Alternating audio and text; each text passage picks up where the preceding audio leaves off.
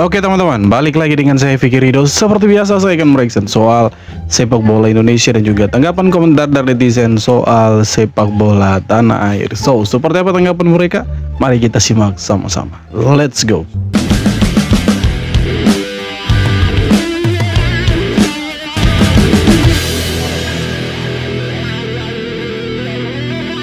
Kenapa JPN membenarkan dokumen palsu disubmit projek-projek lain di bawah KDN? Dan pada hari ini kita dikejutkan dengan laporan yang dikeluarkan oleh FIFA berkenaan dengan pemalsuan dokumen pemain-pemain yang dinaturalisasi. Saya tak salahkan orang yang memberi identifikasi cadangan. Kita pernah buat sebelum ini. Sumareh, Mat Don, semua lepas, tak ada masalah.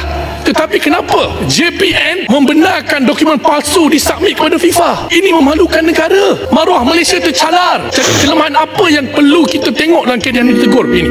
Ini antara yang saya nampak yang diterjemahkan dalam LKN. There is a glaring weaknesses in KDN with regard to governance. Jadi saya minta laporan Ketua Adik Negara ini ditambah baik. Kenapa?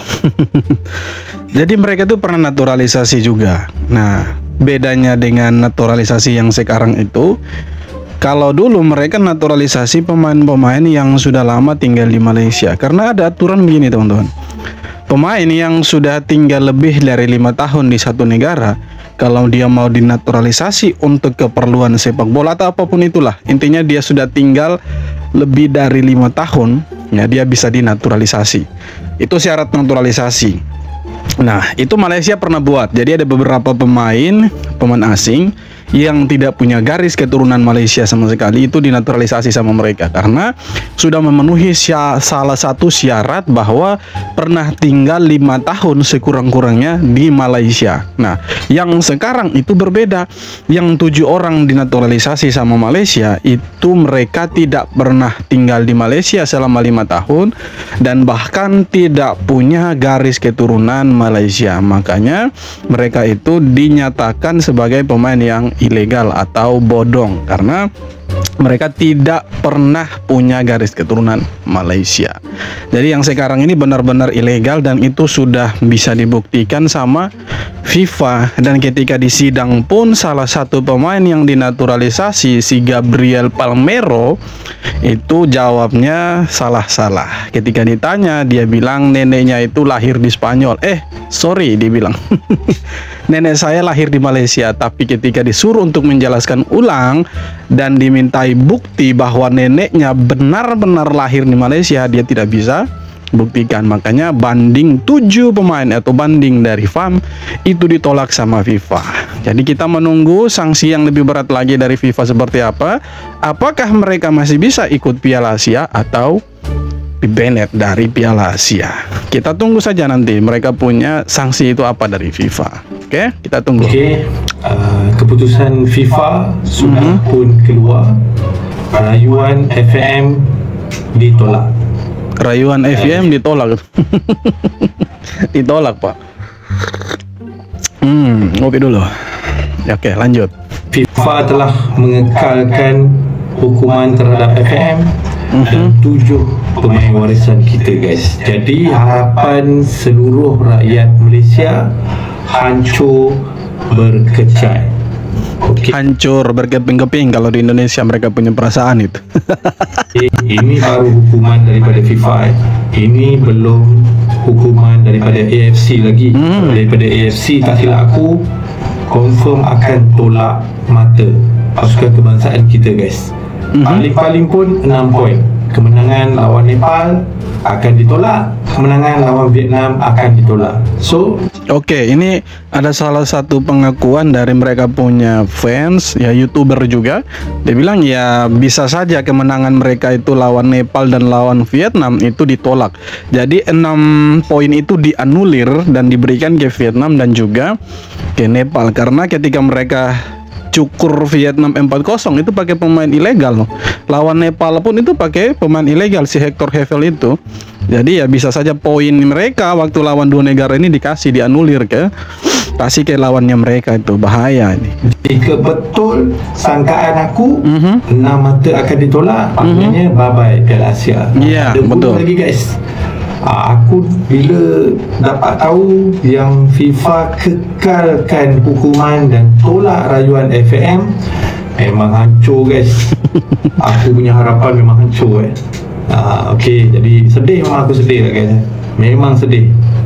Malam ni memang susah lah aku nak tidur Okey, jadi sekarang ni kita tunggu pula hukuman daripada AFC pula guys. Ini macam detik hitam lah, detik hitam sepak bola Malaysia. Memang detik ataupun sejarah gelap lah guys. Bagi aku ibarat macam kehancuran. Memang FAM ada peluang untuk bawa ke CAS. Lebih parah lagi di sidang CAS nanti itu. Ini pendapat aku lah. Pendapat aku memang tak ada peluang lah. Pendapat aku memang hancur lah guys.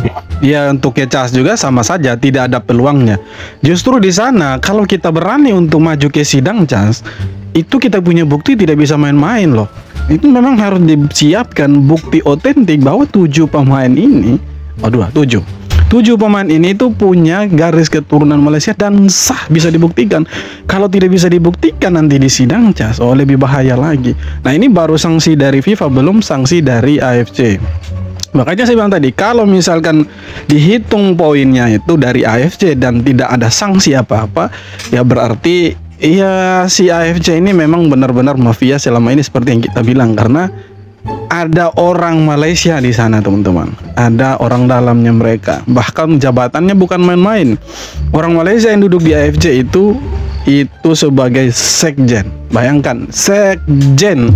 Jadi memang agak susah kalau AFC yang kasih sanksi ke Malaysia. Tapi kita lihat sajalah kenetralan mereka nanti itu seperti apa, keadilan mereka untuk kasus ini itu seperti apa. Apakah nanti berlaku sama ketika Timor Leste waktu itu menggunakan pemain ilegal juga sanksinya, atau justru berbeda, hanya Timor Leste yang dilarang ikut serta dan Malaysia ikut, atau bagaimana? Kita masih menunggu juga.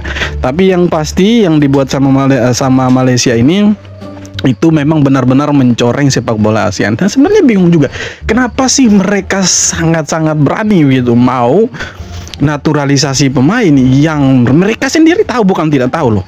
Mereka sendiri tahu kalau pemain-pemain ini itu orang tuanya atau nenek kakeknya itu tidak pernah lahir di Malaysia. Iya kan, kita tidak tahu alasan penyebabnya mereka sampai berani itu apa gitu. Apakah hanya untuk mau gagah-gagahan? Apakah hanya untuk mau tiru Indonesia yang dengan sangat-sangat ekstrim menaturalisasi pemain keturunan, atau bagaimana, kan kita tidak tahu.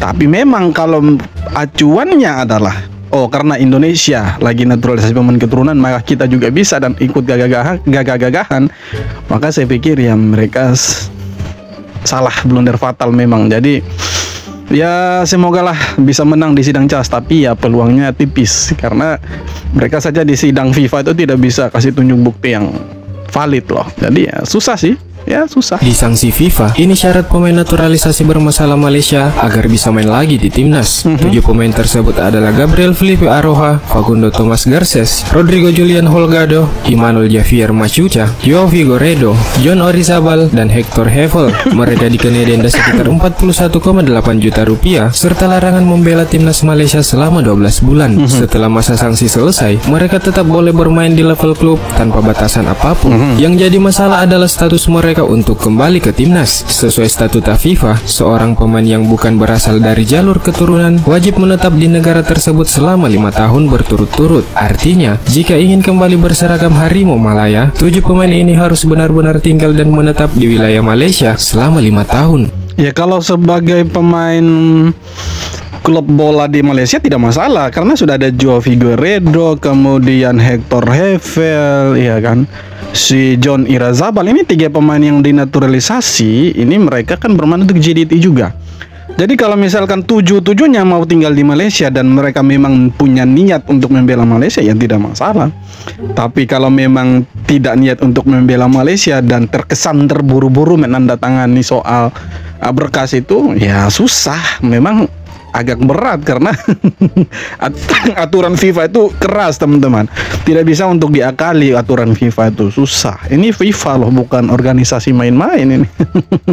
Letak jawatan. Pengurusan FIM yang bertanggungjawab dalam kes ni wajib letak jawatan. Kalau talian hayat terakhir kita iaitu di Mahkamah Timbang Tara Sukan bulan depan nanti gagal juga. Kes ni telah memalukan Malaysia di seluruh dunia, tahu tak? Menghancurkan harapan penyokong-penyokong Harimau Malaya yang selama ni mempertahankan Harimau Malaya dekat media sosial berhadapan dengan geng-geng netizen daripada negara lain. Bahkan mereka pergi ke stadium habiskan duit untuk bersorak menyokong pasukan kebangsaan. Minta juga SPRM siasat kes ni.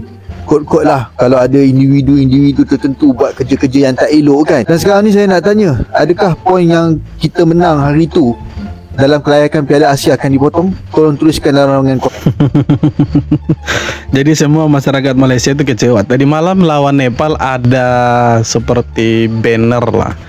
Itu tulisannya itu jangan gadaikan harga diri bangsa gitu. Keren itu. Memang mereka kecewa karena dorang punya harapan itu pemain-pemain yang dinaturalisasi memang benar-benar punya garis keturunan Malaysia. Mereka berharap Malaysia ini berbuat sesuatu seperti Indonesia lah. Karena kalau di Indonesia pemain-pemain yang dinaturalisasi itu memang benar-benar salah satu dari orang tuanya itu memang orang Indonesia begitu. Jadi jelas begitu. Dan itu bisa dibuktikan mau dari sudut manapun, pakai jalur hukum bagaimanapun, tetap bisa dibuktikan oleh orang-orang yang mencari pemain ini, tim scouting ataupun federasi lah, itu bisa dibuktikan. Nah, beda halnya dengan Malaysia. Ketika dinaturalisasi itu pun tidak transparan. Nah, kenapa tidak transparan? Karena terkesan terburu-buru dan tertutup. Tiba-tiba saja ini sudah jadi orang Malaysia dan bermain untuk timnas mereka. Kalau di Indonesia kan beda. Kita harus ada sidang DPR dulu, ya kan. Setelah itu ada penyetujuan dari presiden. Kalau tidak disidang dan tidak disetujui sama presiden, ya kau belum bisa jadi warga negara Indonesia. Belum lagi buat KTP, ya kan. Sidang di Kemenkumham itu belum. Jadi masih banyak proses yang harus dilewati sama pemain-pemain keturunan Indonesia untuk jadi warga negara Indonesia. Nah, beda dengan Malaysia. Malaysia ini justru mereka terburu-buru, tertutup, tidak transparan. Makanya mereka itu diinvestigasi sama FIFA. Karena ada yang lapor, orang Vietnam lapor ke FIFA mencurigakan 7 pemainnya Malaysia ini. Nah, ternyata setelah diinvestigasi lebih lanjut sama FIFA, benar 7 pemain itu dokumen mereka itu dipalsukan. Jadi orang tua, kakek neneknya, buyutnya itu tidak punya garis keturunan Malaysia ataupun lahir di Malaysia. Begitu, bro.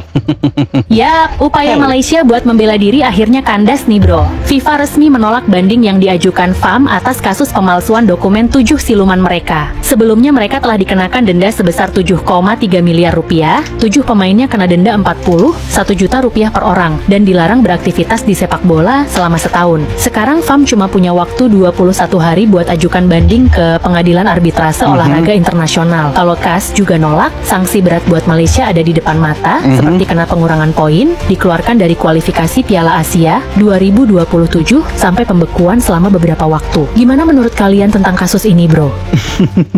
Begini.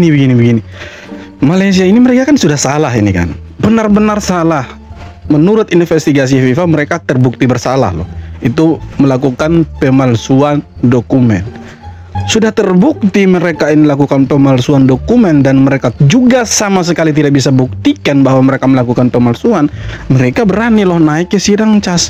Jadi mereka ini berpikir bisa seperti Indonesia lah, karena waktu itu Indonesia pernah maju ke sidang CAS juga soal kasusnya Martin Paes. Tapi lawyer-lawyernya Indonesia ini kan hebat-hebat gitu kan. Di sidang CAS itu Indonesia menang gitu, karena memang buktinya juga kuat.